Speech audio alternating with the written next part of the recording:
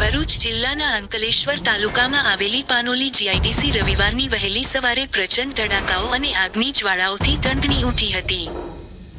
વસાહતના પ્લોટમાં આવેલી કૃષિ રસાયણ એક્સપોર્ટ પ્રાઇવેટ લિમિટેડ નામની કેમિકલ ફેક્ટરીમાં અચાનક વિકરાળ આગ ફાટી નીકળતા ઔદ્યોગિક આલમમાં દોડધામ મચી ગઈ હતી. આગ એટલી પ્રચંડ હતી કે તેના કાળા ધુમાડાના વાદળો 5-10 કિલોમીટર દૂરથી પણ સ્પષ્ટ દેખાતા હતા, જેને પગલે ફાયર વિભાગ દ્વારા તાત્કાલિક મેજર કોલ જાહેર કરવામાં આવ્યો હતો. આગની જાણ થતાં જ પાનોલી, અંકલેશ્વર અને ભરૂચના ફાયર સ્ટેશનોથી 10મી વધુ લાશ્કરો ઘટના સ્થળે ધસી આવ્યા હતા. કેમિકલના કારણે આગ વધુ પ્રસરી રહી હોય, ફાયર ફાઇટરોએ પાણીની સાથે સ્પેશિયલ ફોમનો મારો ચલાવી લગભગ 3.5 કલાકની ભારે જહેમત બાદ આગને કાબૂમાં લીધી હતી.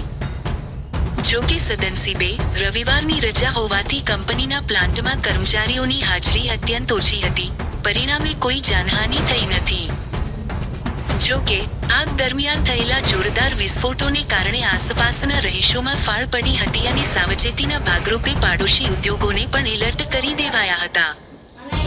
પ્રાથમિક અંદાજ મુજબ આ ભીષણ આગમાં કંપનીનો કરોડોનો પ્લાન્ટ અને મશીનરી બળીને ખાખ થઈ ગયા છે, જેના કારણે લાખોનું આર્થિક નુકસાન થયું છે. જો કે આગ લાગવાનું ચોક્કસ કારણ હજુ સુધી જાણી શકાયું નથી. હાલમાં ફાયર બ્રિગેડ અને પોલીસની ટીમો દ્વારા કુલિંગની પ્રક્રિયા પૂર્ણ કર્યા બાદ આગ પાછળ શોર્ટ સર્કિટ જવાબદાર છે કે અન્ય કોઈ ટેકનિકલ ખામી, તે દિશામાં ઝીણવટભરી તપાસ શરૂ કરવામાં આવી છે.